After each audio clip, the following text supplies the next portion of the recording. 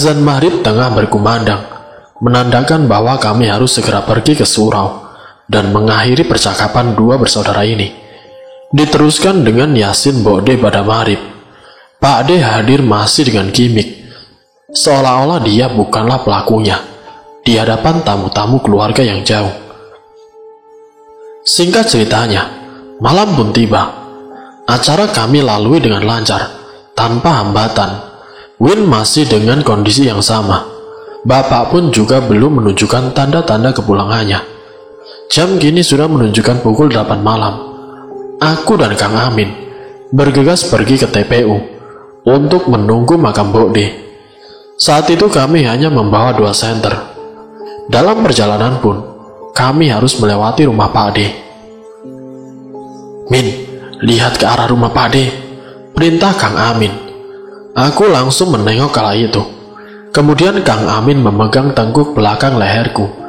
Seketika yang tadinya aku melihat hanya deretan pocong hitam legam itu, kini aku melihat rumah Pak D juga dikelilingi pasukan dengan mata tertutup kain kuning.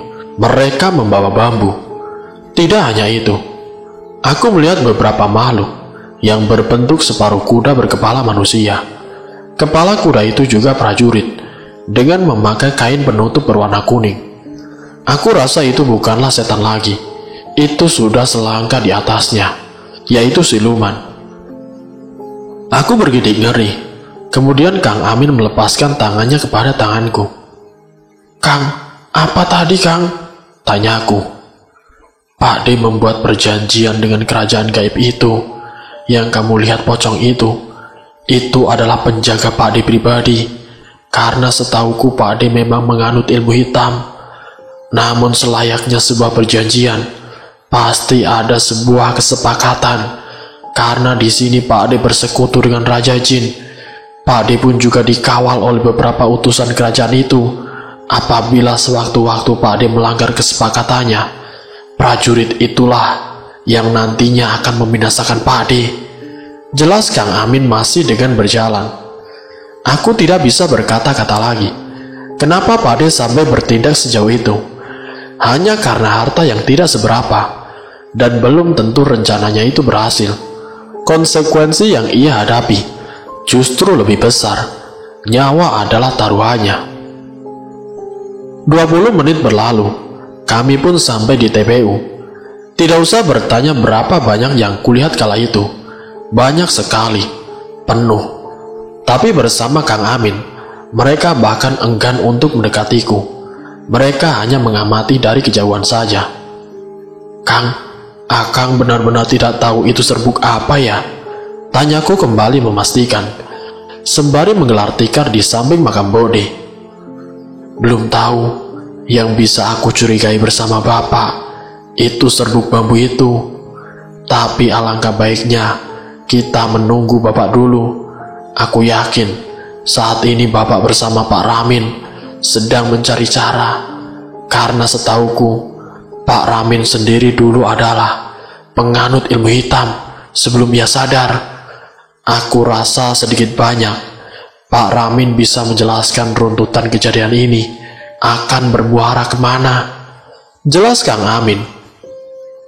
Kang Amin pamit untuk tidur lebih dahulu, meninggalkanku berjaga sendirian malam itu. Suara bising kodok, jangkrik, dan nyamuk yang pasti.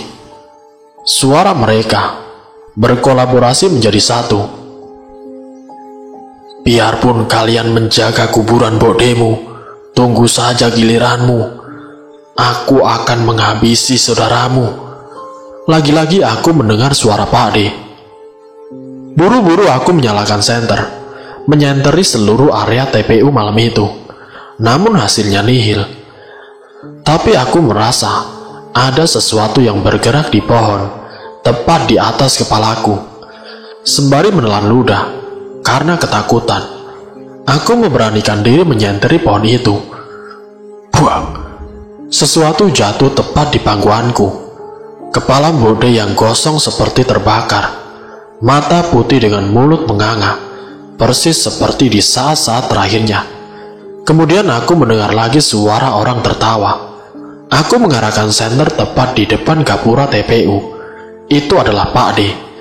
Tertawa seolah memperingatkanku kembali, dan kemudian menghilang. Aku berteriak dengan membangunkan Kang Amin. Anehnya dengan hilangnya Pak D, kepala itu kini juga menghilang. Kang Amin kemudian bangun dan lalu menenangkanku. Kemudian aku menceritakan yang kulihat saat itu. Kang Amin pun hanya terdiam, dan kemudian ia pamit untuk pergi ke arah sungai belakang TPU. Aku merasa ia sedang bertapa untuk mencari tahu sedikit banyak apa maksud perkataan dari Pak D. Karena jujur raut wajah Kang Amin menjadi shock, seakan-akan ia tertipu selama ini, dan mengetahui fakta bahwa sasarannya kini sudah berubah. Malam itu kami lalui dengan berbagai kengerian, sampai azan subuh kini berkumandang. Aku bergegas bersama Kang Amin untuk pulang. Penjelasan dari Pak Ramin dan keluarga kami baru menyadari bahwa target aslinya bukanlah Mbok D, tapi kami satu keluarga. Teror santet pun dimulai dari buku IPA. Aku dan Kang Amin melangkahkan kaki dengan cepat. Tidak lupa kami mampir sebentar di sorong dekat TPU untuk melakukan sholat subuh berjamaah. Kami tidak sempat mengikuti doa setelah salam terakhir kami, karena pikiran kami saat itu hanyalah ingin cepat-cepat bertemu dengan Bapak. Singkat cerita, tibalah kami di depan halaman rumah. Aku melihat ada motor tua Astrea Bapak di sana. Hatiku sangat lega, dan cepatlah aku masuk ke rumah setelah membersihkan diri. Setelah aku masuk, aku mendapati Bapak bersama seorang pria yang seumurannya, dengan badan yang lebih pendek dari Bapak, dan wajahnya yang memancarkan aura positif. Ia adalah Pak Ramin, mantan pengguna ilmu hitam, yang kini sudah bertobat, dengan terlebih dahulu melewati karmanya. Ternyata keduanya juga baru sampai, terbukti dari datangnya Simbo, yang baru saja menaruh 3 cangkir kopi hitam. Padahal saat itu, yang datang cuma ada 2. Kenapa ada 3 cangkir?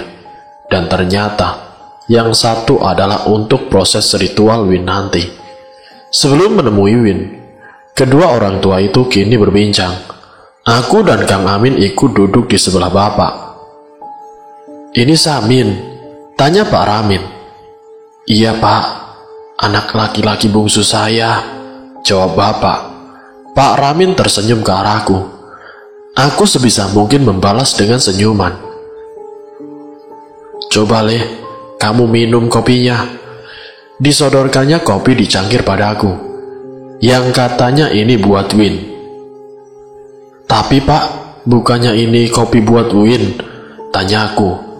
"Sudah, tidak apa-apa, saya hanya mau tahu saja," katanya. Mau tahu apa sih?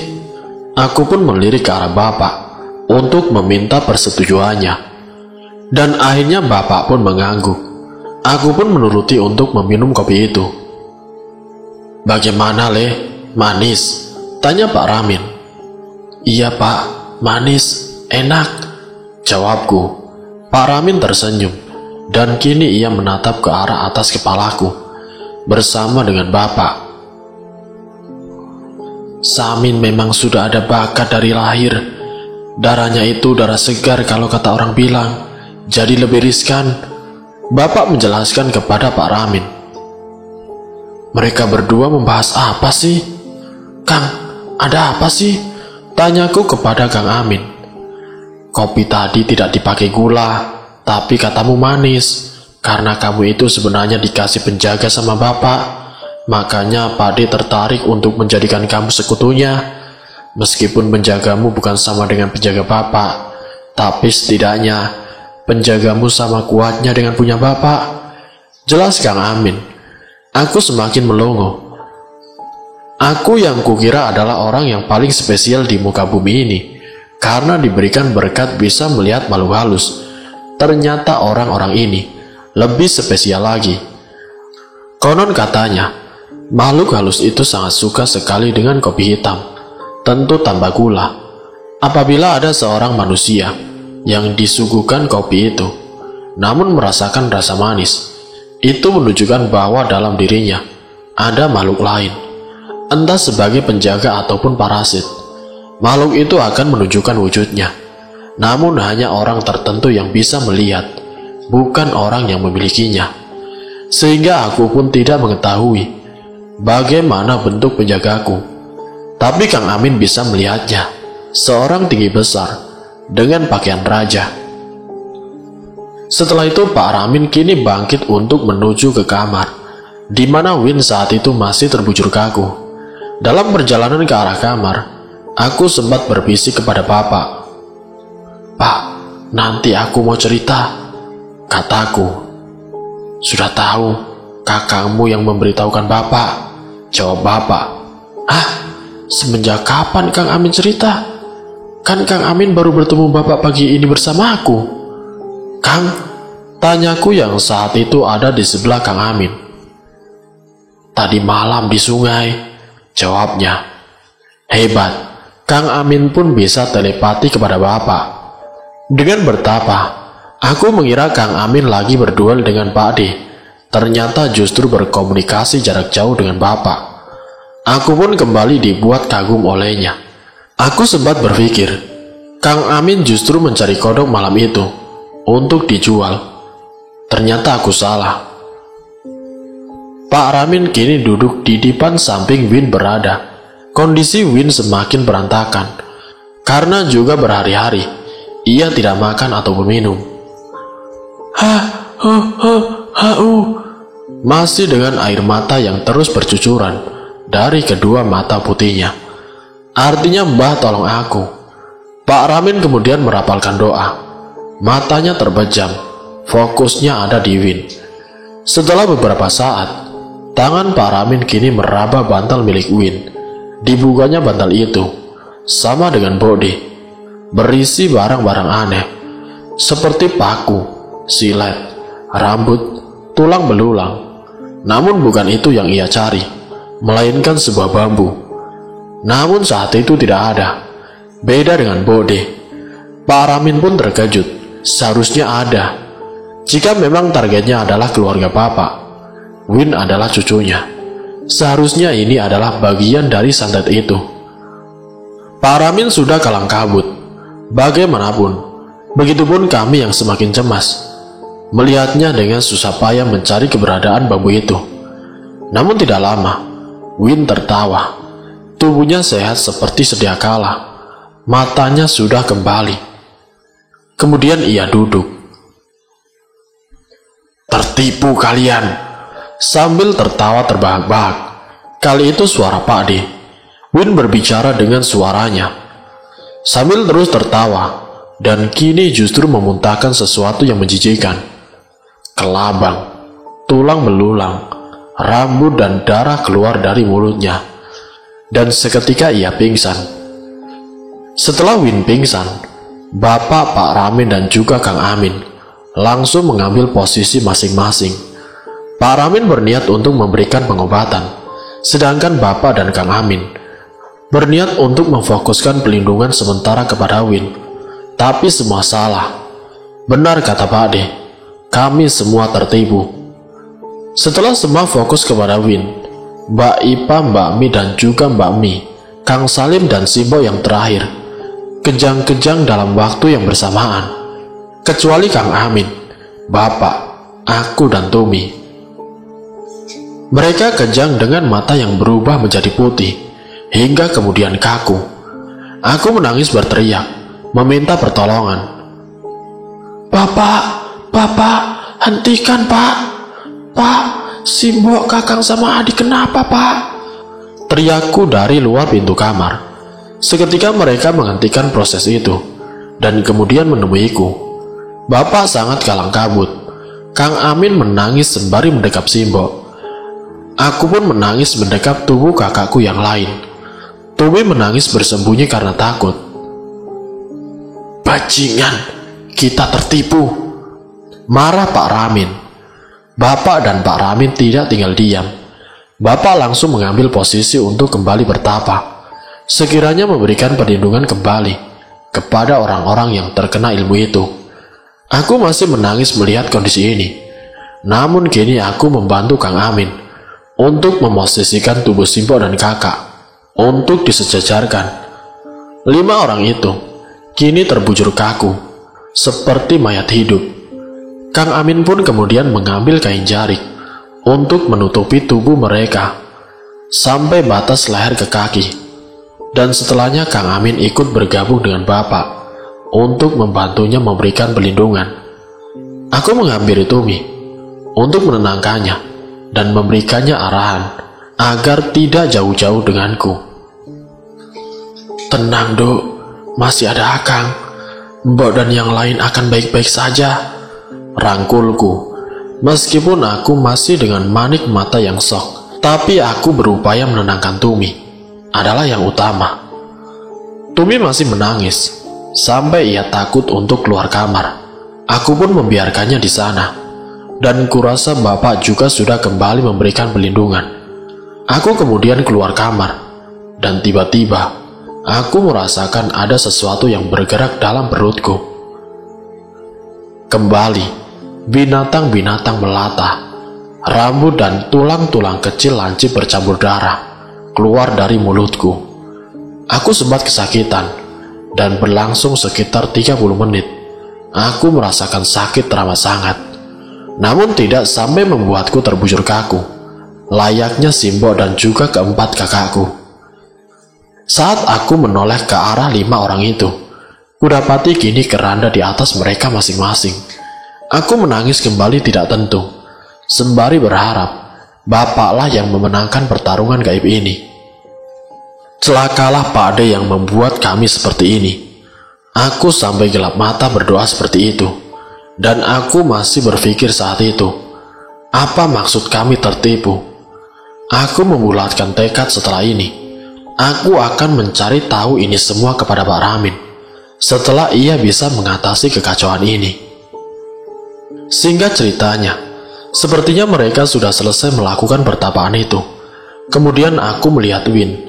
Dia masih pingsan, selayaknya orang normal. Sudah tidak kaku, mata juga normal terpejam, mulut yang mengatuk. Namun Simbo dan keempat kakakku, yang kini masih dalam kondisi memprihatinkan. Namun keranda itu kini menghilang. Dengan hilangnya keranda, aku memperhatikan perut mereka berlima yang membesar, dengan tubuh yang menyusut kurus, persis dengan orang terkena busung lapar. Namun masih dengan mata yang membuka putih, mulut menganga, badan kaku, namun tidak bisa bicara apapun, hanya bisa menangis. Syukur, setidaknya jiwanya masih ada. Buru-buru Bapak mengajakku ke depan untuk berbincang bersama Pak Ramin, karena memang sejujurnya, keluargaku adalah penganut ilmu putih, jadi tidak tahu menau mengenai ilmu hitam ini. Dan kenapa harus Pak Ramin? Pernahkah kalian mendengar bahwa penyakit astral hanya bisa disembuhkan dengan ilmu yang selevelnya? Jika terkena penyakit hitam, maka ilmu hitamlah yang bisa menyembuhkan. Jika terkena penyakit ilmu putih, maka ilmu putihlah yang bisa menyembuhkan. Jadi bagaimana, Pak? Apa yang dimaksud Kang Diran kami tertipu? Tanya Bapak dengan suara beratnya. Tangannya mengepal, sebisa mungkin menahan emosinya. "Mohon maaf, Kang. Saya sendiri juga tidak tahu kalau akan terjadi seperti ini. Menurut pengalaman saya dulu, cara kerja Pring Sedapur adalah membasmi seluruh anggota keluarga target dengan terlebih dahulu mengorbankan orang yang terdekat yang sangat ia cintai sebagai syarat dijalankannya santet ini, dan prosesnya tidak otomatis panen seperti ini. Namun pelakulah yang menyebutkan dari siapa dulu dan siapa selanjutnya, alias acak selama masih dalam satu garis keturunan. Saya pikir Win adalah yang pertama target yang dipilih oleh Kang Diran, jika menurut sistem umumnya, dan Mbak Iralah adik kesayangannya Kang Diran yang dijadikannya sebagai laku persembahan. Sebenarnya santet ini bisa tidak jalan apabila tumbal di awal itu tidak mati. Namun saya kira Mbak Ira sudah tahu bahwa ia disalahi oleh kakaknya sendiri. Namun Mbak Ira juga punya kodam sendiri, Kang. Dan kodamnya itulah yang membantunya bertahan agar santet ini tidak berjalan ke target utamanya, yaitu anak cucumu. Namun takdir berkata lain. Mbak Ira sudah berusaha, namun karena sekutu Kang Diran ini bukanlah dukun, tapi langsung dari sumber tangan pertamanya, yaitu kerajaan Pring Kuning, maka dapat dipastikan kekuatan santet ini memang luar biasa, bahkan bisa menembus anak cucumu yang sudah sampean bentengi dengan ilmu terhebat kalian berdua. Sembari Pak Ramin mengelus kepala Kang Amin. Tapi satu yang bisa kita simpulkan, mau bagaimanapun santet Pring Sedapur ini ada dalam beberapa versi. Dasar kerjanya sama, proses hanya bisa jalan apabila targetnya mati. Maka semua anggota keluarganya juga akan mati.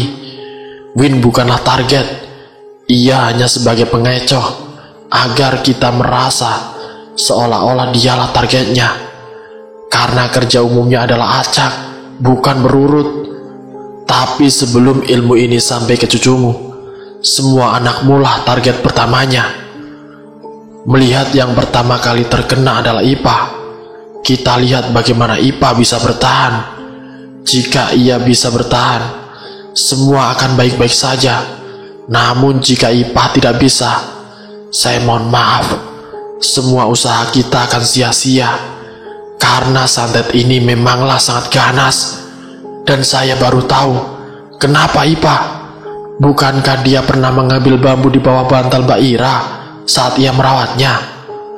Sebenarnya itu adalah pancingan, dan sebagai salah satu syarat bahwa selain tumbal secara acak, target utama dari santet ini juga harus bersentuhan secara langsung dengan benda kiriman santet untuk mengambil energinya. Dan itulah kesalahan Ipa. Satu lagi, saat ini fokuslah pada Tumi. Ini masih menjadi misteri kenapa dia lolos sendiri. Bahkan Samin yang memiliki penjaga pribadi pun sempat terkena dampak santet ini, meskipun penjaganya bisa menghalau dan tidak menyebabkan sakit parah seperti ibu dan juga saudaranya yang lain. Saya melihat bagian tubuh dia, tepatnya di kuku dia, kini ada di tangan Kang Diran, dan dialah yang menemukan mantra yang disembunyikan Kang Diran di rumah Mbak Ira. Dia mengambilnya dan sempat membuat rencana Kang Diran hampir gagal. Saya mohon maaf, saya sudah tidak bisa membantu lebih banyak lagi. Ini bukan tentang penyembuhan. Semua akan berakhir jika ada yang menang dan kalah. Karena ilmu saya sendiri juga tidak saya tekan seperti dulu. Dan saya rasa kalian berdua bisa mengatasi ini. Bandung Bondowoso dan Lembu Sekilan adalah ilmu putih dengan kesaktian yang sangat tinggi, berada di atas level ilmu hitam santet Pring Sedapur ini. Sebenarnya kalian bisa saja dengan mudah mengakhiri ini. Namun karena sekutu Kang Diran adalah jinnya langsung, itulah yang membuat kerja santet kali ini berbeda dan lebih mematikan. Saya hanya berharap sampeanlah yang memenangkannya, Kang, yang sabar. Pungkas Pak Ramin dengan manik mata yang berkaca-kaca. Begitupun dengan Bapak, seorang bapak yang pertama kali kulihat air matanya. Saya pikir kondisi mereka saat ini masih bisa dihalau. Saya melihat tadi ada keranda yang menjadi salah satu tanda ajal gaib, bahwa ganasnya Pring Sedapur ini bisa melenyapkan dalam hitungan detik. Namun kini sudah hilang. Aku pikir kini Kang Diran juga kewalahan untuk menembus benteng gaibmu dengan Amin. Lanjut Pak Ramin yang pindah posisi duduknya mendekati Bapak untuk menenangkan sahabatnya. Mau bagaimanapun, sebenarnya aku tidak tega, Pak, jika harus bertarung melawan kakangku sendiri. Bagaimanapun dia adalah keluargaku. Aku sudah yatim piatu dari kecil, ditinggal Bapak, dan Kang Diranlah yang menggantikan sosok Bapak bagiku, dan juga Mbak Ira. Entah hal apa yang membuatnya jadi gelap mata dan hanya harta di matanya. Mbak Ira memanglah adik kesayangannya, sangat-sangat menyayanginya. Bahkan Kang Diran sempat babak belur dihakimi warga hanya karena membela Mbak Ira yang saat itu salah memetik lombok dari kebun tetangga. Jadi tidak heran jika ia memilih Mbak Ira, jika memang syaratnya adalah orang yang paling ia kasihi, karena memang itulah Mbak Ira. Tangis bapak kian pecah. Aku pun tidak tega. Pasti berat baginya menghadapi perlakuan orang yang ia sayangi, yang tiba-tiba berubah menjadi pribadi yang sangat jahat. Saat itu kembali tiba-tiba aku mendengar bisikan dari Pak Ade.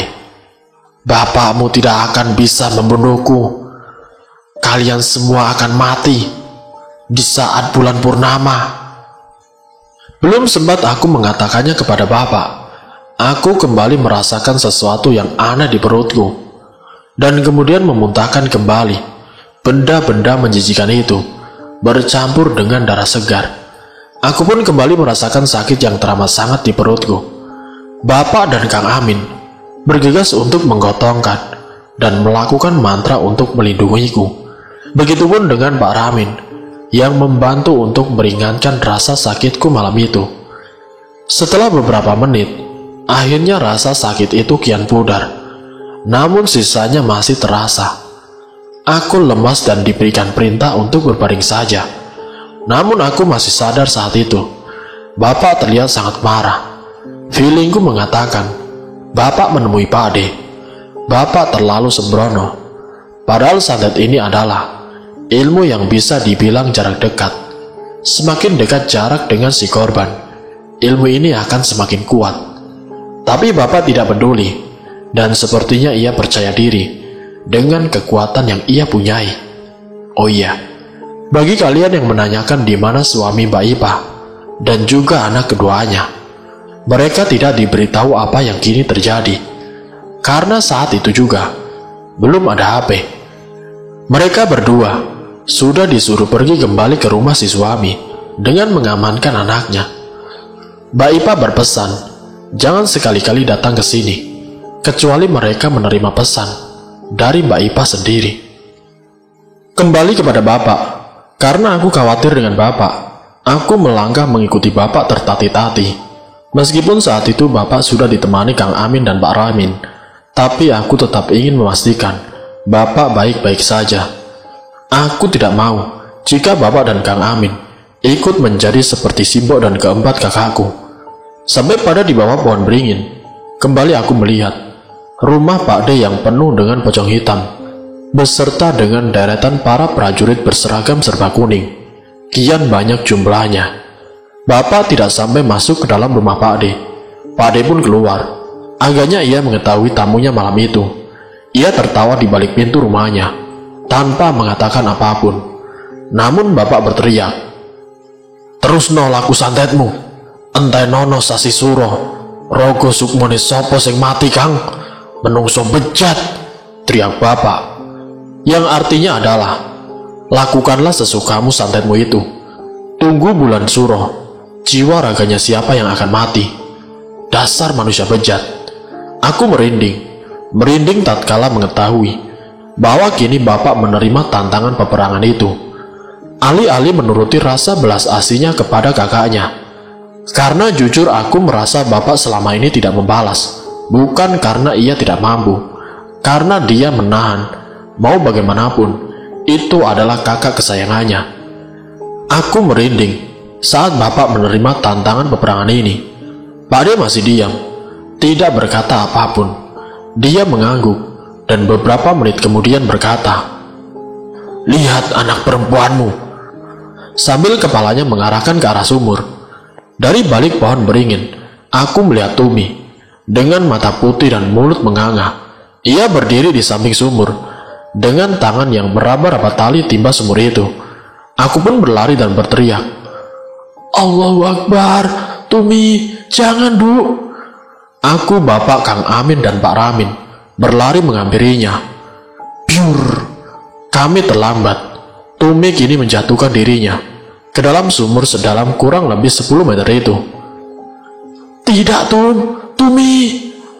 Tunggaiku lemas, begitupun Bapak dan Kang Amin. Kami bertiga benar-benar sudah tidak tahu harus berpikir jernih bagaimana lagi.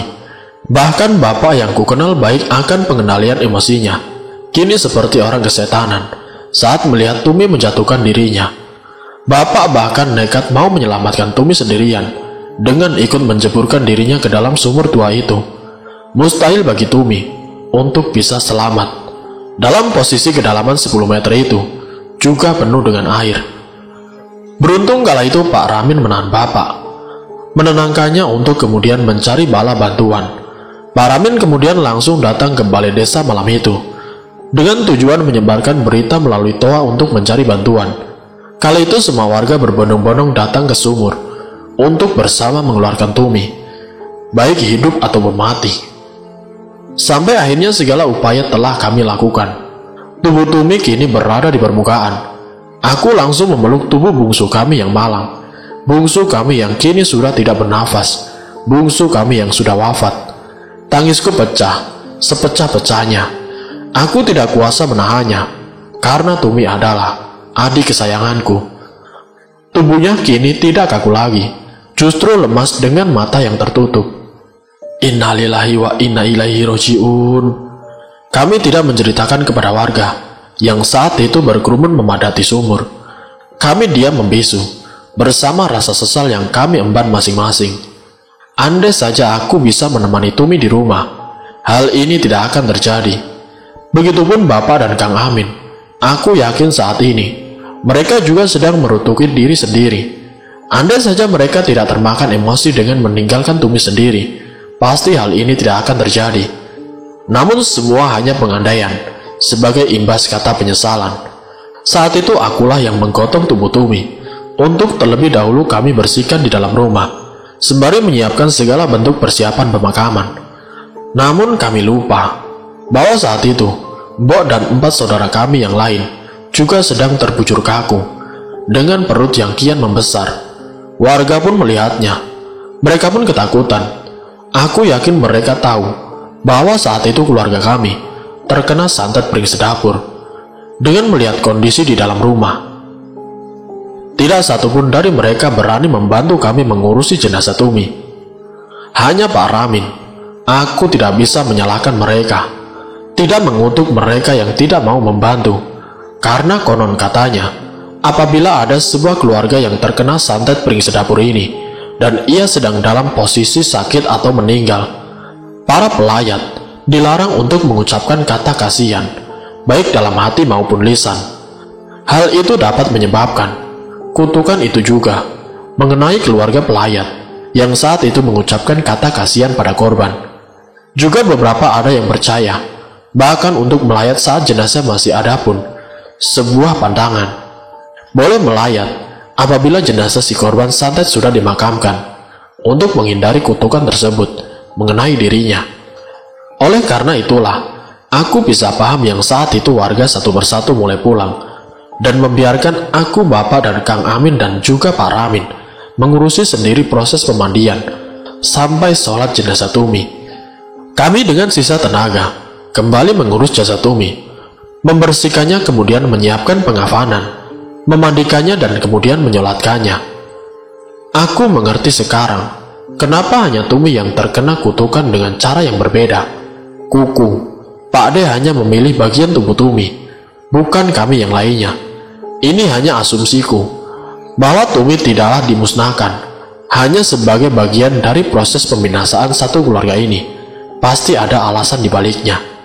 Aku pernah mendengar beberapa ilmu hitam itu mensyaratkan jiwa anak kecil yang belum akil balik sebagai tumbalnya. Anak kecil berkisaran 0-7 tahun, biasanya jiwanya masih bersih, dan gampang bagi jin-jin itu menjadikannya sebuah inang. Dan Tumi sendiri memenuhi syarat itu. Singkat cerita, kami telah selesai mengkafaninya, kemudian menyolatkannya. Sebelum kami memberangkatkannya ke liang lahat, yang saat itu Kang Amin yang bersedia menggali kuburan Tumi, aku, Bapak dan Pak Ramin membacakan Yasin pada Tumi. Namun saat Yasin kami bacakan, Mata Tumi kini terbuka. Mata kini terbuka dengan normal, tapi masih dengan tubuh yang tidak bergerak. Ia berkata, "Ular, ular," katanya. Aku pun terkejut. Kami semua terkejut. Tumi mati suri. Dia wafat hanya beberapa jam saja.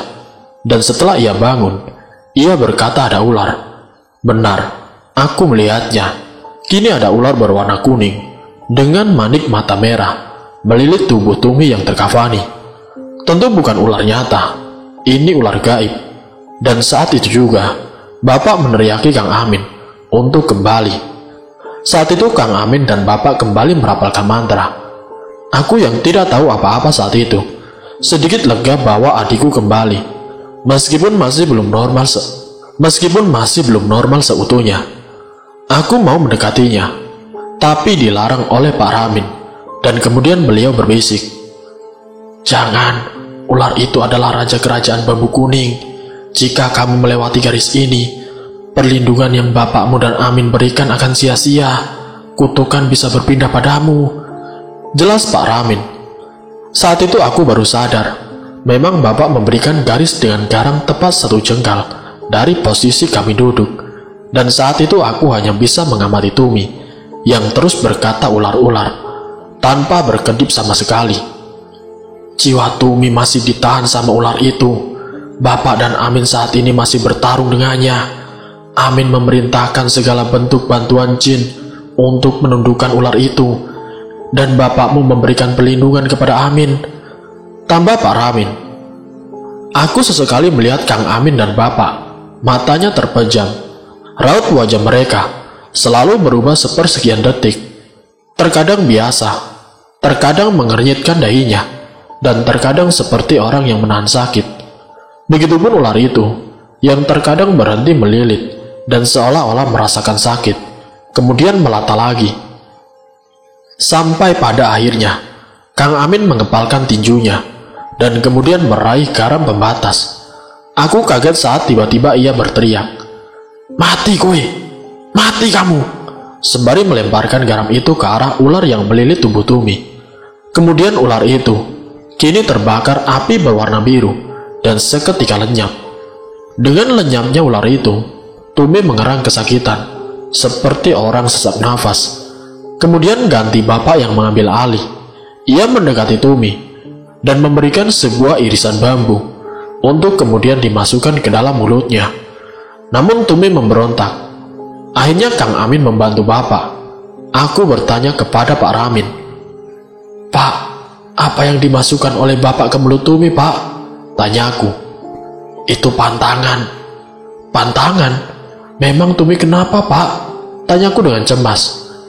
"Tumi saat ini jiwanya belum sepenuhnya kembali, masih berebut di dalam sana antara Raja Jin Bambu Kuning itu untuk merebut tubuh Tumi sebagai inangnya. Karena sosok perwujudan utama jin itu, ular, sudah dihancurkan oleh kakangmu. Kini ia hanya punya media yang lebih lemah dari ular itu. Dan karena ular itu lenyap, ia ingin mengambil tubuh Tumi sebagai gantinya. Dan makanan berwujud bambu, seperti rebung, adalah pantangan bagi kerajaan Pring Kuning itu, termasuk pengikutnya yang menganut santet Pring Sedapur, yaitu Pak Demu. Kelemahannya ada di makanan bambu. Bapakmu berusaha untuk merebut jiwa Tumi dengan memaksanya memakan bambu, sembari Amin memberikan bala bantuannya kembali untuk menjinakkan jin itu." Jelas Pak Ramin. Kini Tumi berteriak sangat kencang dan nyaring, dan kemudian ia lemas dan pingsan. Berarti bahwa Kang Amin berhasil meluluhkan jin itu untuk tunduk pada perintahnya. Aku pun bergegas kembali melepas kain kafan dan menggantikan pakaian Tumi. Bapak dan Kang Amin seperti orang yang kehilangan banyak energi. Tubuhnya terhuyung dan kini ia berbaring untuk memastikan ia tidak pingsan. Aku membiarkannya istirahat. Sudah beberapa jam berlalu, Tumi masih juga belum sadar. Saat azan subuh berkumandang, aku merasakan tangan lain meraba tanganku. "Kang," suara Tumi. Aku yang tadinya terkantuk, kini terhenyak. Rasa bahagia tidak terkira melihat Tumi kembali. Meskipun Mbok dan keempat saudaraku masih dalam posisi yang sama, Pak Ramin selalu mengawasi mereka dengan membacakan mantra, memberikan beberapa olesan garam, dan lain sebagainya. Sama seperti katanya, bahwa yang bisa mengembalikan Mbok dan yang lain adalah salah satu dari bapak ataupun Pak D harus mati. Jadi kami hanya menunggu garis finish untuk dimenangkan oleh siapa. Duk, gak apa-apa, mau minum, makan bubur, biar Akang buatin ya, kataku. Tidak Kang, Tumi takut Kang, tangis si Tumi. Aku pun memeluknya. Begitupun Bapak dan Kang Amin kala itu terbangun mendengar tangis Tumi. Tumi tahu gambaran alam barza yang diceritakan ibu guru. Tumi sendirian, tapi Tumi ditolong sama 3 anak kecil. Tumi tidak tahu itu siapa. Tumi ditolong untuk diajak pergi dari tempat itu, digandeng, diajak masuk ke rumah. Rumahnya putih bersih. Di sana ada Mbok sama Mbak Ipah, Mbak Ni, Mbak Mi sama Kang Salim. 3 anak itu tidak bilang apa-apa. Tumi diajak lihat keluar jendela. Di sana ada banyak pocong warna hitam, dililit dengan ular yang berwarna kuning, Kang. Tumi digandeng sama anak-anak itu buat keluar rumah. Tumi ngajak Mbok sama saudara lain, tapi mereka tidak bisa keluar, soalnya di kakinya ada rantai. Mbok berkata, Tumi bisa duluan, ikutin terus 3 anak itu, jangan menoleh ke belakang.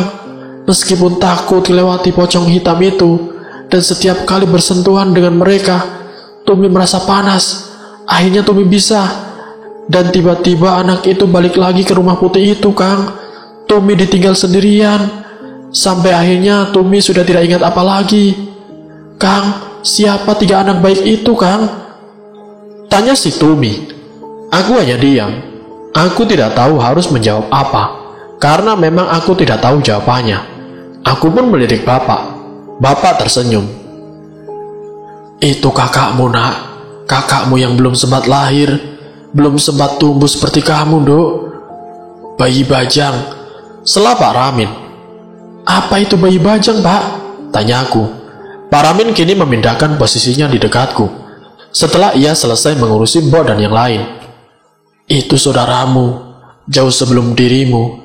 Mbokmu pernah hamil, namun 3 kali keguguran, dan saat itu bapakmu percaya ulah Pak Demu, karena istri Pak Demu sendiri, bahkan sekarang sudah tidak bisa lagi memberikan keturunan, karena setiap ia hamil, janin itu akan diganggu oleh Pak Demu, sebagai salah satu syarat penyempurnaan ilmu hitamnya. Namun bapakmu tidak tinggal diam, sudah 3 kali mbokmu keguguran.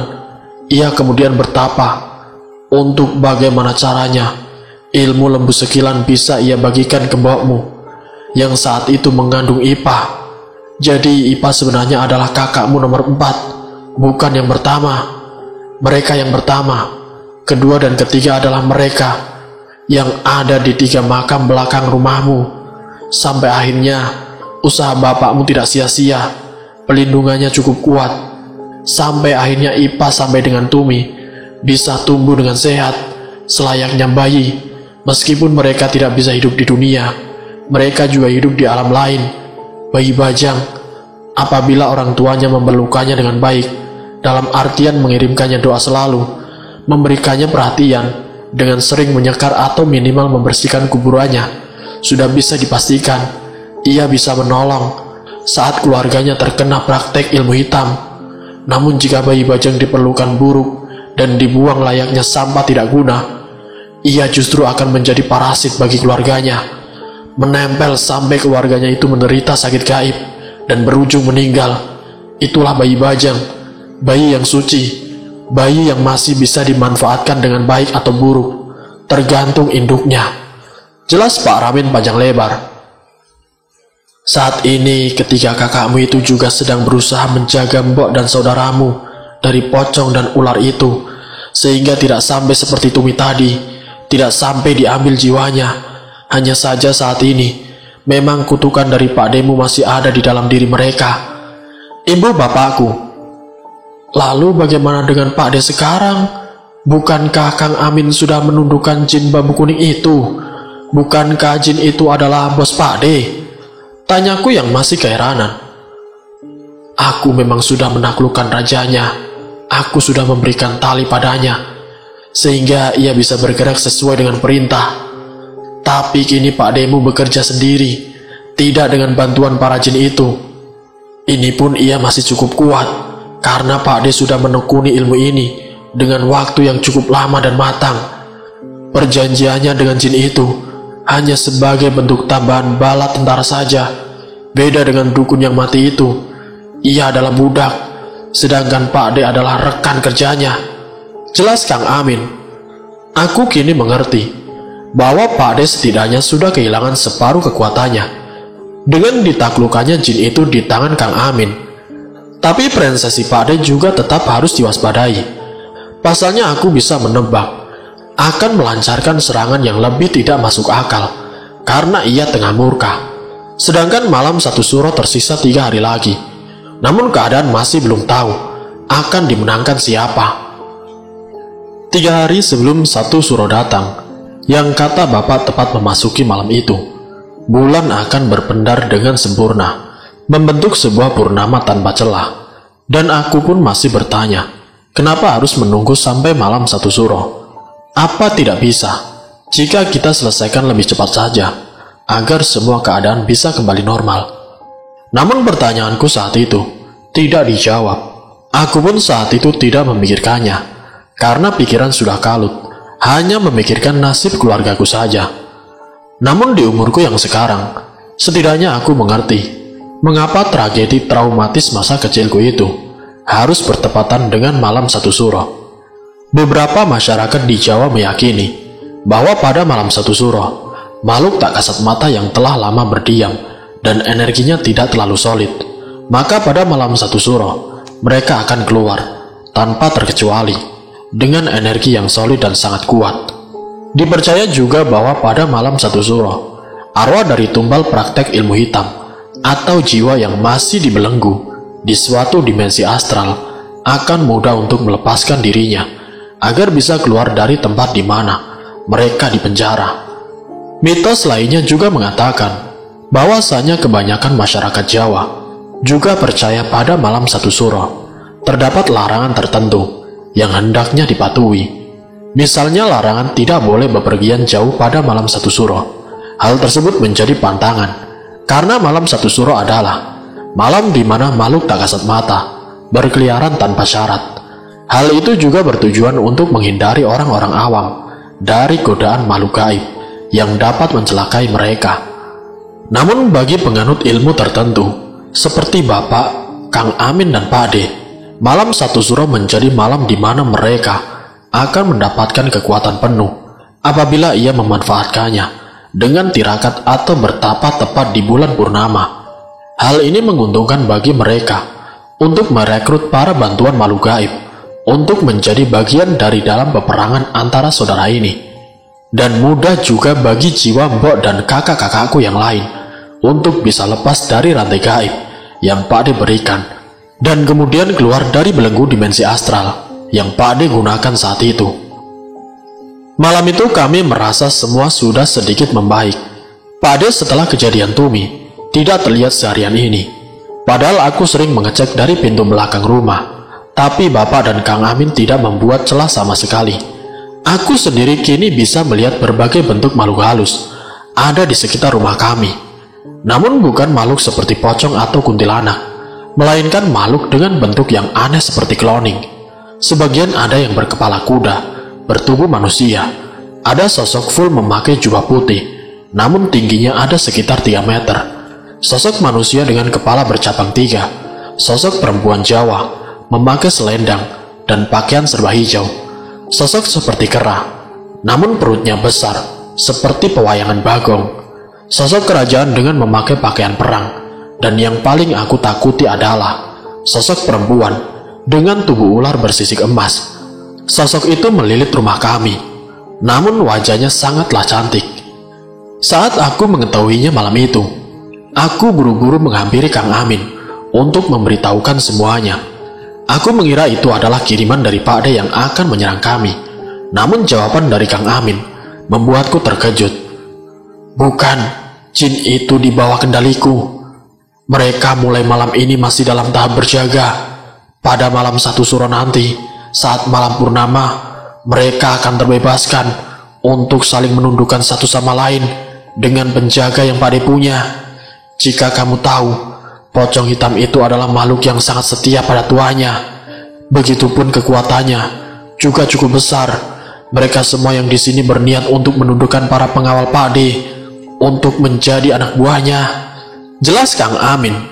Namun saat itu aku sangat terkagum. Jika kalian saat itu bersamaku, jika kalian bisa melihat ada suatu perbedaan yang sangat kentara, kalian bisa merasakan bahwa bala tentara Kang Amin jauh lebih menyeramkan dan unik, berkali-kali lipat dibanding milik Pak De. Aku semakin yakin bahwa kami bisa melalui semua ini dengan aman.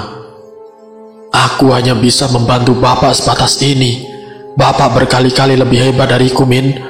Coba kamu buktikan sendiri. Kamu keluar dan kamu lempar batu ini ke arah luar, perintah Kang Amin sambil memberiku sebuah batu. Tanpa banyak tanya, aku kembali membuka pintu. Masih dengan pandangan yang sama, para makhluk halus unik itu. Aku kemudian melemparkan batu ke arah luar.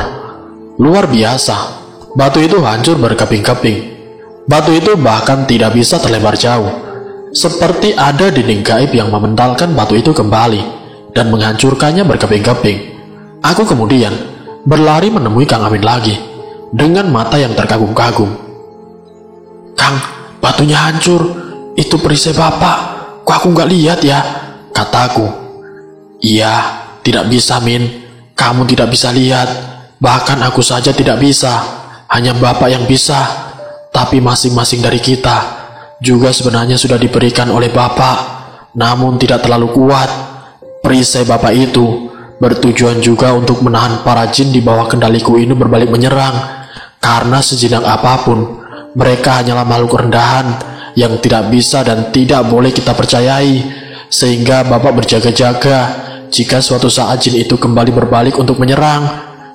Belum selesai Kang Amin bicara, aku merasakan hawa menjadi sangat panas. "Pak," tanya Kang Amin ke Bapak. "Panas pati. Pak Demu mengirimnya. Jangan keluar. Diam saja di sini," perintah sang Bapak. Aku langsung lari mencari Tumi. Di mana dia? Aku melihat di kamar. Ia tidak ada. Aku cemas kala itu dan berlari ke Bapak. "Bapak, Tumi tidak ada di kamar, Pak." Belum sempat Bapak menjawab, kami mendengar suara teriakan Tumi dari dapur belakang. Kami berlari menemui Tumi malam itu. Benar, Tumi ada di sana. Dengan posisi ia menangis, mengatakan bahwa tubuhnya merasa panas, diikuti dengan asap yang keluar dari tubuh kecilnya. Sampai-sampai ia menggemburkan air ke seluruh badannya. "Bapak, panas, Pak," katanya sambil terus menangis. Kemudian Bapak kembali merapalkan mantra dan memungut sejumput tanah di dapur, kemudian melemparkannya ke tubuh Tumi. Aneh, sangat aneh. Tanah yang mengenai tubuh Tumi, kemudian mengeluarkan api. Terus Bapak melemparinya dengan tanah yang sudah ia mantrai. Saat itu Pak Ramin sudah pulang, karena ia sudah berhari-hari membantu kami di rumah. Tinggallah kami sekeluarga malam itu. Kembali pada Tumi, aku merasa sangat tercabik hatiku melihat kondisinya. Sampai-sampai aku mendekatinya dan memeluknya untuk menenangkan. Namun lagi-lagi, Kang Amin mencegahku dengan alasan yang sama saat Pak Ramin mencegahku. Saat ini Tumi masih terkena dampak santet karena kukunya masih dibawa oleh Pak De. Aku tidak boleh mendekatinya jika tidak ingin dampaknya mengenai diriku. Sampai pada akhirnya, Bapak berhasil menghalau santet itu kembali. Namun setelah Tumi pingsan, kini ganti bara api itu membakar tanah yang ada di belakang rumah. Dan akhirnya dengan bantuan Kang Amin, api itu bisa padam. Aku sudah berusaha memadamkannya dengan menggebyur air, tapi sama saja, api tidak bisa padam. Karena memang itu bukanlah api biasa. Saat api itu padam, padamnya bukan yang tiba-tiba hilang, melainkan kobaran api itu berubah bentuk menjadi kepala manusia yang digitari dengan api. Kepala itu menunjukkan ekspresi yang marah, dan kemudian terbang kembali menuju rumah Pak De. Pak Demu memang benar-benar sudah buta hati. Ia tahu kita memberikan perlindungan yang lebih. Oleh karenanya, ia memanfaatkan Tumi untuk membakar tubuh Tumi dan kemudian membakar habis kita semua. Kata-kata bapak barusan terdengar sangat emosional.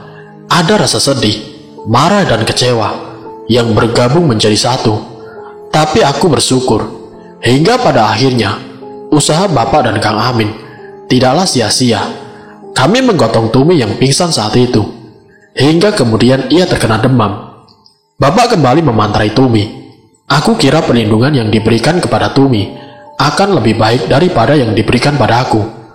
Terbukti saat itu, saat Kang Amin mengelus dahi Tumi, aku bisa melihat dari kepala Tumi keluar segumpulan asap putih.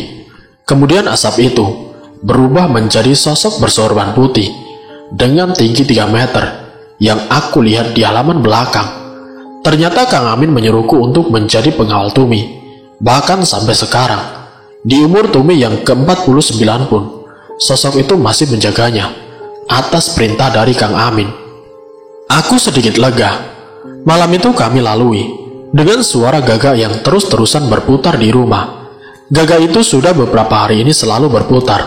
Terkadang di atas rumah Pak Ade, terkadang di atas rumah kami. Kita tunggu saja di mana ia akan bertengger pada malam 1 Suro nanti. Karena mitosnya suara gagak di malam hari itu adalah pertanda kematian atau sakit keras. Di mana ia bertengger, itulah rumah orang yang akan diberikan ujian berupa kematian atau kesakitan. Wallahu alam bisyawab. Sampai akhirnya esok hari menjelang, aku memang sengaja tidak masuk sekolah tanpa keterangan. Mungkin nanti jika semua sudah selesai, bapak akan dipanggil ke sekolahku untuk diberikan peringatan. Aku hanya bisa berharap momen itu terwujud, yang berarti bahwa bapak masih bertahan. Bapak yang memenangkan peperangan ini dan memarahiku kembali seperti sedia kala, menghadiri undangan di sekolahku dan Tumi sembari menaiki sepeda motor bututnya. Kurang 2 hari malam itu datang. Perasaanku tidak karuan. Aku memiliki insting bahwa malam itu juga akan aku lewati dengan beberapa kejadian aneh. Benar saja. Singkat cerita, jam menunjukkan pukul 11 malam. Saat itu kami tidak merasakan ada sesuatu yang aneh. Kami kemudian beristirahat, tapi masih dalam keadaan siaga. Kami tidur bersama di sebelah Mbok dan saudaraku yang masih terbujur kaku. Tiba-tiba kami mendengar Mbak Ipa menggerang. Seperti orang sesak nafas. Kami langsung bangun dan menghampirinya. Mulutnya yang menganga itu kini dipenuhi dengan makhluk-makhluk menjijikan. Kelabang, kalajengking, dan ulat keluar dari mulutnya. Begitupun Mbok dan saudara kami yang lain. Setelah Mbak Ipa, mereka juga masih dengan posisi kaku seperti bambu, juga masih dengan mata membelalak putih dan perut yang menggembung. Aku tidak bisa menahan mualku dan kemudian muntah saat melihatnya. Tumi berteriak ketakutan saat itu. Aku benar-benar tidak bisa mendekat karena sangat menjijikan. Sampai akhirnya bapak kembali menghafal mantra bersama Kang Amin. Dari kejauhan aku melihat kelabang dan hewan lain yang mulai keluar itu kian semakin besar. Namun setelah beberapa saat, hewan yang sudah jatuh dari mulut Mbok dan saudaraku lenyap seketika, dan yang belum sempat keluar kembali ke dalam mulut mereka. Mualku semakin menjadi-jadi saat melihat para hewan itu kembali ke mulut mereka. "Pak, kenapa? Kenapa dengan hewan itu, Pak?" tanyaku. "Itulah santet, berhubungan dengan hewan-hewan menjijikan. Jalan Pak Demu saat ini bisa menyentuh kita hanya melalui Tumi dan Mbok serta saudara-saudaramu ini. Dia tidak bisa menyerang langsung karena rumah ini sudah ada penjaga. Namun meskipun kini Tumi sudah ada penjaga, dia tidak sepenuhnya aman. Bagian tubuhnya masih dipegang Pak Demu. Jika sewaktu-waktu ia gagal melancarkan santet ini pada seluruh anggota keluarga, ia masih punya Tumi untuk menjadi satu-satunya korbannya. Untuk Mbok dan saudara, Pak D masih memiliki kendali 50% karena jiwa mereka ada di genggamannya. Namun separuhnya lagi, 3 saudara bajang mulah yang mengamankan Mbok dan saudaramu dengan masuk ke rumah putih itu, meskipun masih dalam posisi kaki terantai." Jelas bapakku. Aku semakin tidak sabar untuk menantikan malam satu suro. Besok malam akan terjawab siapa yang akan menyentuh garis finish. Untuk kalian yang menanyakan tentang Siwin, setelah kejadian itu, ia dibawa oleh Pak Ramin. Karena kami sudah memastikan cara kerja santet kali ini berbeda, bukan acak-acakan, melainkan berurutan. Win tidak akan terkena dampak apabila semua anak-anak Bapak masih hidup dan bisa bertahan.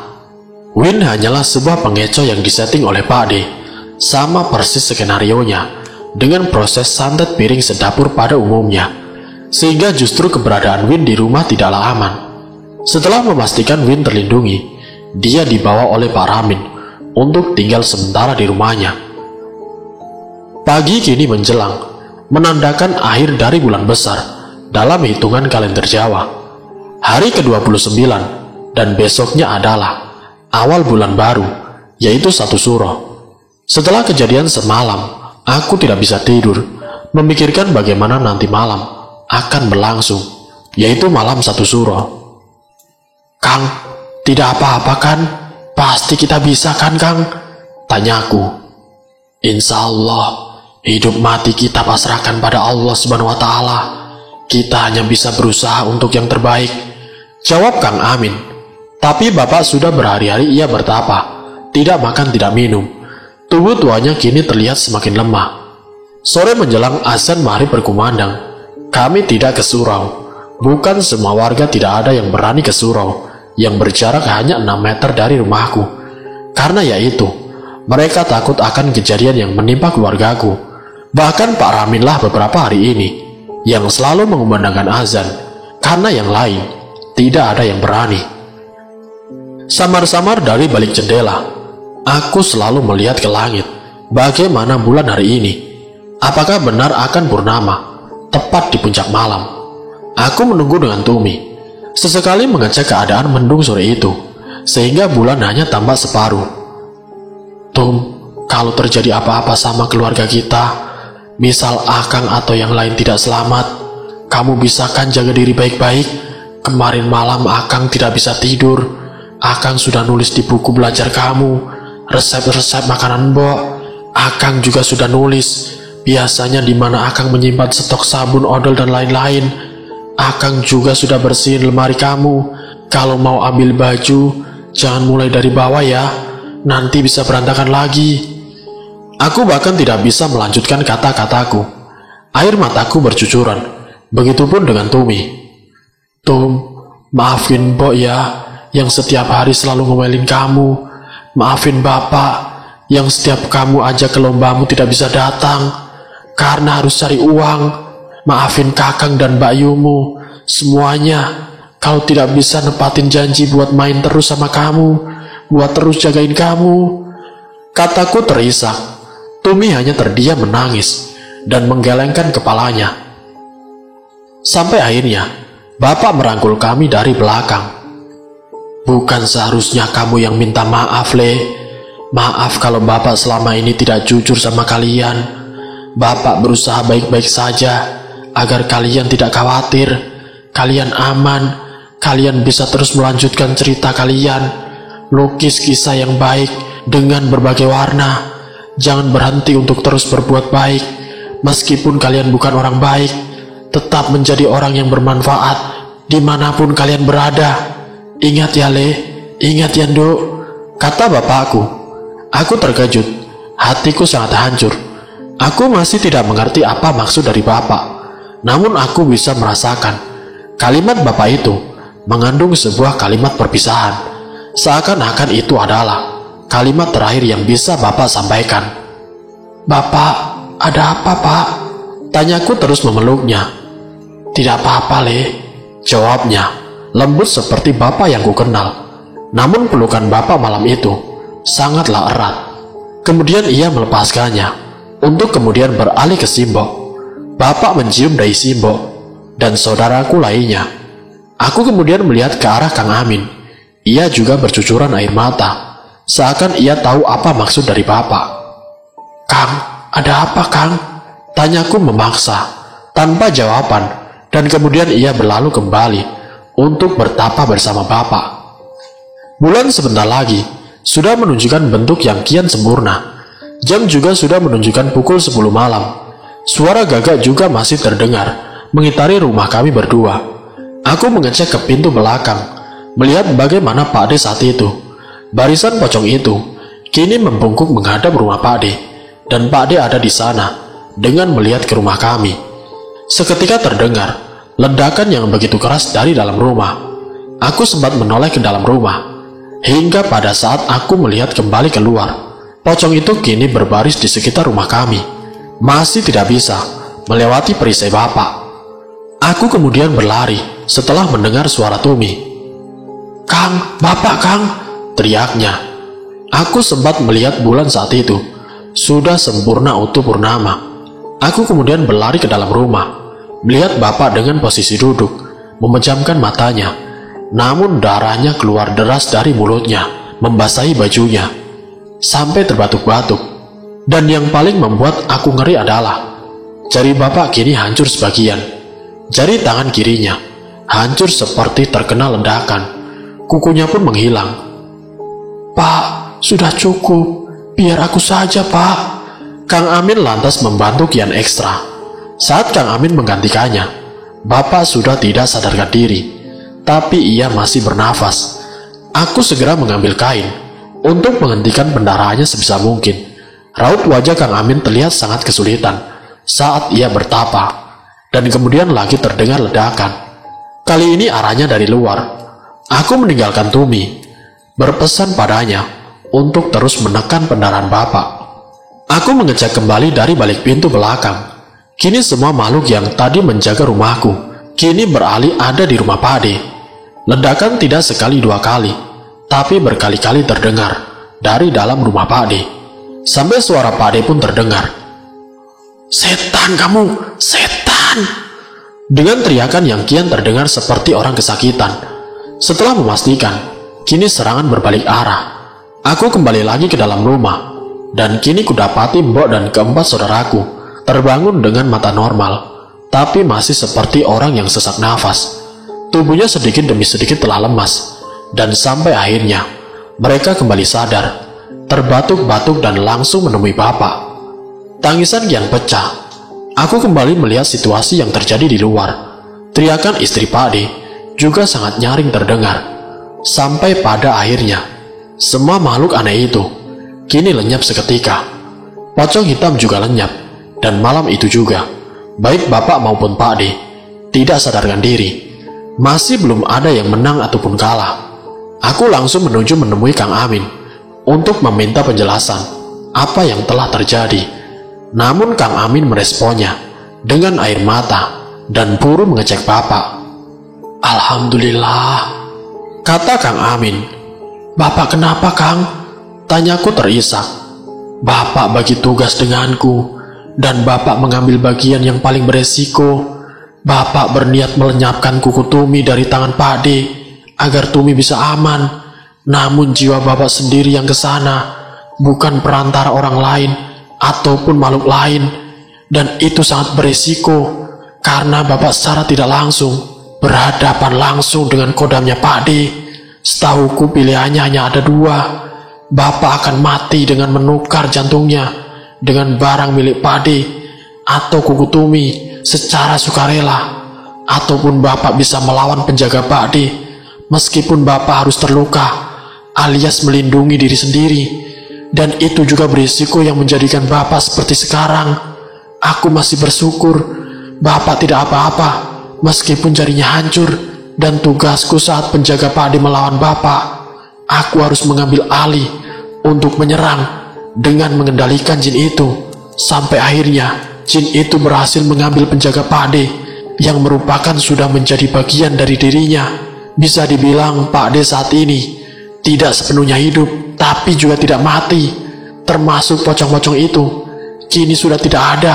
Bapak dan Pak D sama kuatnya, jelas Kang Amin. Aku setidaknya bisa lega. Setidaknya santet ini sudah hilang. Hingga akhirnya kami semua saat ini merawat Bapak yang 3 hari tidak sadarkan diri. Kami mendatangkan mantri dari luar desa untuk mengobati tangan Bapak.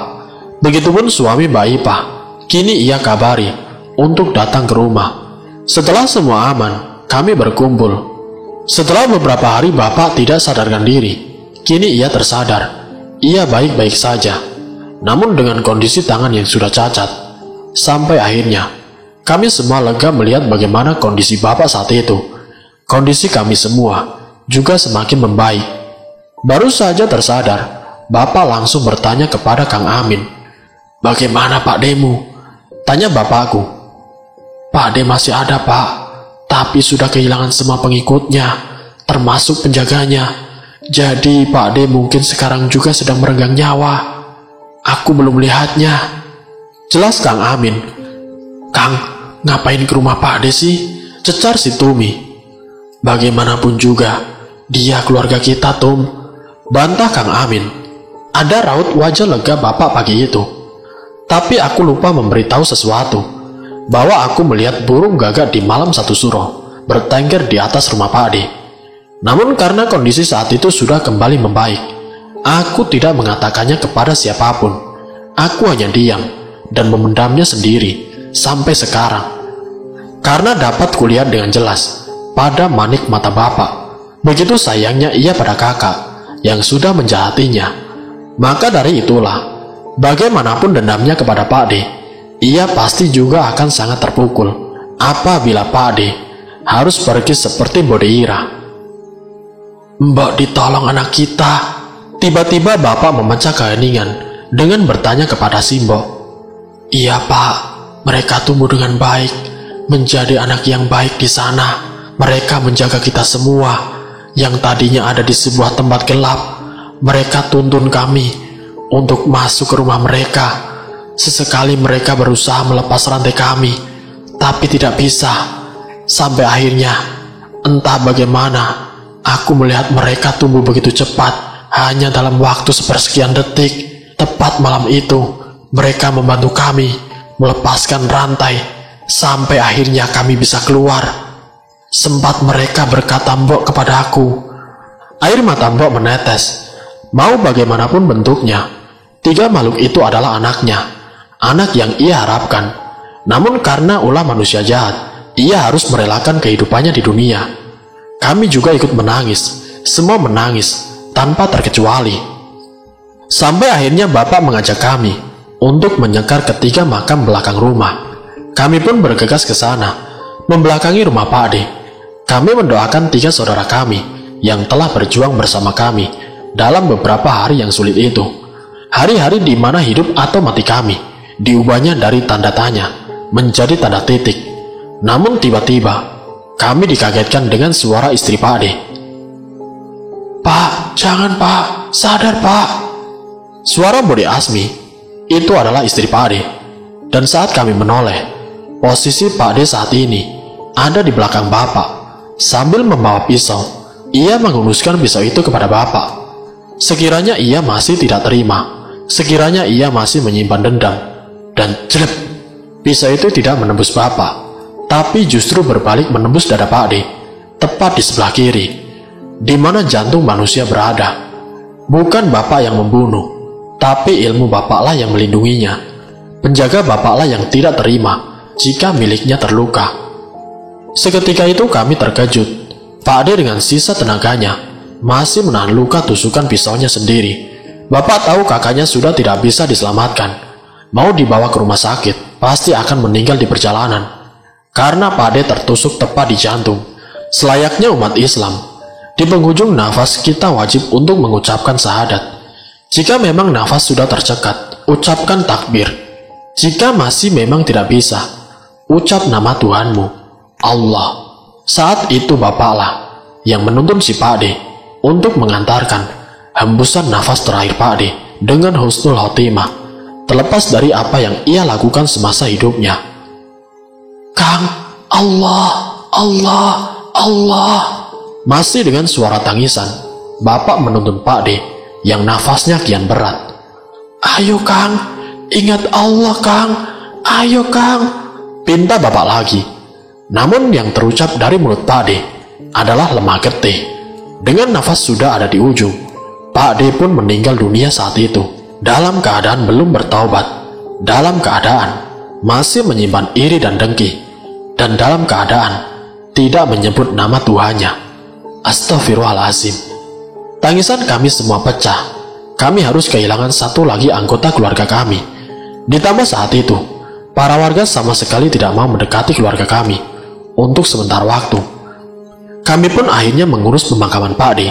Bapak dan saudaraku laki-laki memandikannya, mengkafaninya, menyolatkannya. Itulah cara kami menyempurnakan kematiannya. Meskipun dalam dirinya sendiri ia menolak untuk menyebut nama Sang Pencipta. Sulit bagiku untuk mengatakan ini. Saat aku turut memandikan jasad Pak D, aku melihat asap keluar dari tubuhnya, dan menurutku itu adalah sisa-sisa ilmu hitamnya yang keluar dari raga yang sudah tidak bisa mereka jadikan inang itu.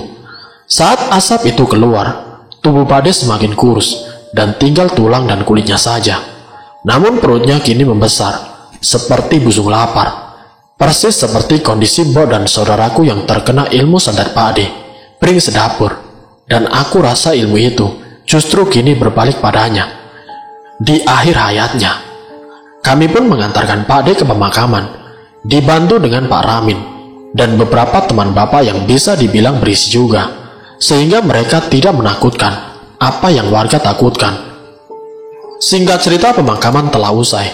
Kami telah melakukan tugas kami sebagai keluarga Pak D untuk terakhir kalinya, karena Pak D tidak memiliki keturunan, sehingga ia meninggalkan istrinya, kini sebatang kara. Karena setiap istri hamil, Pak D akan menggunakan janin itu sebagai persembahan untuk ilmu hitamnya, dan Bode Asmi tidak berani jika harus melawannya. "Mbak, sementara tinggal dengan kami saja," ujar bapak duduk di samping kakak iparnya. "Enggak, Le, aku tidak pantas menerima ini semua dari kamu sama anak cucumu." Bode terisak. Tangisannya semakin pilu. Aku mendengar percakapan keduanya siang itu dari balik pintu rumah. "Maafkan kakakmu ya, Le. Maafkan semua kesalahan kakakmu yang sudah membuat keluargamu menderita.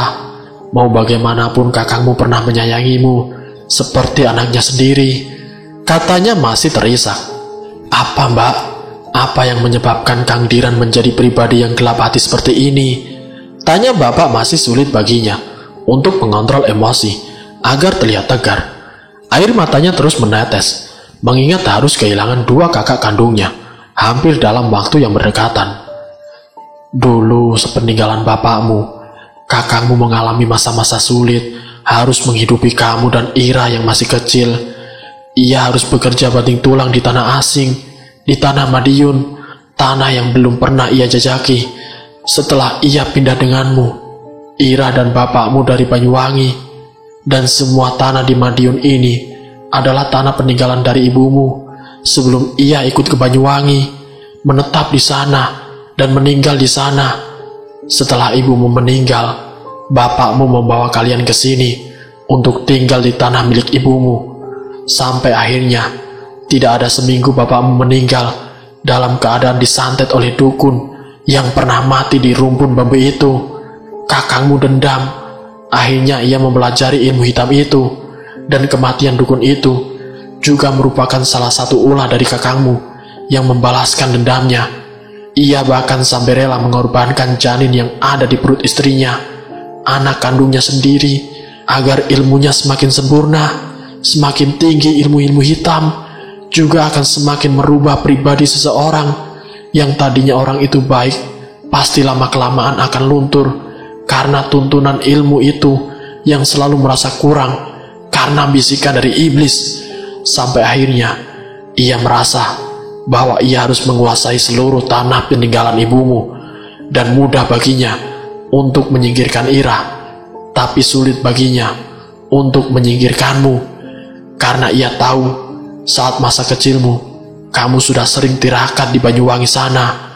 Makanya ia melakukan tipu muslihat dengan menggunakan pring dapur ini. Aku sudah berusaha menghentikannya, namun lagi-lagi aku tidak berani jika harus melawan kakangmu. Ia juga kesusahan saat menghadapimu, apalagi Amin. Ia pernah berkata bahwa mudah baginya melenyapkanmu, tapi karena ada presensi Amin, ia sudah menghadapinya. Oleh karena itulah, jika kamu sadar Pak Demu tidak pernah berani sekalipun menyentuh Amin. Jelas Bode Asmi kala itu. Memang benar jika kalian meneliti kembali cerita ini dari awal. Adakah kalian menemukan bahwa Pak De berani menyakiti atau menyentuh Kang Amin secara langsung? Tidak. Mungkin yang bersentuhan dengan Kang Amin adalah jin yang ditaklukkan olehnya melawan penjaga Pak De. Bukan Pak De sendiri yang menyentuhnya. Kang Diran dulu itu bukan orang seperti ini, Mbak. Baik saat kami masih di Banyuwangi atau sudah ada di sini, dia sosok yang sangat baik, penyayang, bahkan sosok pengganti bapak terbaik yang kami miliki. Sepeninggalan bapak memang kita hidup sulit. Kang Diran harus berbanting tulang menghidupi kami. Namun aku memang merasa Kang Diran mulai berubah. Setelah setiap malam ia selalu bertapa di rumpun bambu itu. Aku menyadari bahwa dirinya mengisi tubuhnya. Tapi aku tidak mengira jika itu akan berwujud hitam, hingga sampai ia mengabadikan diri pada ilmu bejat seperti ini. Mulai saat itu, ia menjadi pribadi yang temperamen, tidak lagi memperhatikan kami, sehingga Mbak Ira dan aku harus putus sekolah untuk kami mencari makan sendiri, karena Kang Diran sudah mulai hanya fokus pada dirinya dan mengabaikan kami semua. Jelas si bapak. Agaknya ia sudah bisa mengontrol emosinya. Terlihat dari nada bicaranya yang semakin tegar. Hari itu adalah hari di mana kami harus kehilangan dan menemukan kembali apa yang hilang. Kami kehilangan Pak De, tapi kami kembali menemukan Bode Asmi sebagai satu kesatuan keluarga. Mulai hari itu, kami masih sering mengunjungi Bode, hanya sekedar menemaninya berjualan gorengan dengan jari gendongnya, atau bahkan menemaninya bercakap di kala malam tiba. Kami secara bergantian menemaninya. Tidak sehari pun kami membiarkannya sendiri, bahkan sampai akhir hayatnya. 2 tahun setelah kepergian Pak De, Bode menghembuskan nafas terakhirnya karena penyakit tumor di rahimnya. Kami menemaninya, memegang tangannya, menuntunnya menuju husnul khotimahnya. Sampai akhirnya, ia berkata, "Terima kasih telah kembali menerima." Sore itu aku baru mengetahui asal-usul keluargaku, bahwa buyutku, ayah kakek adalah orang Banyuwangi. Tidak heran jika memang darah Banyuwangi juga mengalir dalam tubuhku. Bahkan di usiaku ke-22 tahun, aku masih menjadi galuh kecil kakek, dengan sensitivitas yang tinggi akan kehadiran makhluk halus. Bahkan kata Kang Amin, penjaga yang diwariskan kakek padaku, masih menjagaku sampai sekarang. Bahkan kakek menjagaku dari surga. Nenek meninggal 6 bulan setelahnya. Saat itu kakek memang sakit keras. Dan di saat terakhirnya, ia bilang kepadaku bahwa Galuh akan aman dimanapun Galuh berada. Kakek selalu ada di sampingku. Aku tidak menyangka bahwa itu malam terakhir bersama sang kakek. Bahwa saat itu, kakek bisa lepas dan meninggal dalam keadaan tenang. Setelah beberapa hari melepas penjaganya untuk diwariskan padaku. Memang aku sempat sakit, seakan tidak kuat tubuh kecilku menerima itu. Dan karena penjaga kakek adalah bagian dari dirinya, sudah menyatu bertahun-tahun. Kemudian ia lepas. Tentu kakek akan merasa berbeda. Yang tadinya kuat menjadi lemah, yang tadinya sehat menjadi sakit. Itulah kata Kang Amin padaku. Dan aku tidak boleh menyesalinya, karena ini bukan salahku, melainkan ini adalah bentuk kasih sayang kakekku padaku. Pelajaran yang bisa sama-sama kita petik adalah jangan sekali-kali bersekutu dengan makhluk yang lebih rendah dari kita. Sebaik apapun kita, jika kita bersekutu, maka mereka akan merubah level kita serendah sama dengan mereka. Yang kedua, harta yang paling berharga adalah keluarga, bukan tanah atau uang yang hanya sementara. Hembusan nafas pertama menyapa dunia, sampai menghembuskan nafas terakhir kita sebelum meninggalkan dunia. Kita selalu butuh keluarga. Merekalah yang selalu ada. Jagalah selama masih ada. Sekian cerita kali ini. Semoga dari kisah ini kita dapat mengambil hikmah dan juga pelajarannya. Wassalamualaikum warahmatullahi wabarakatuh.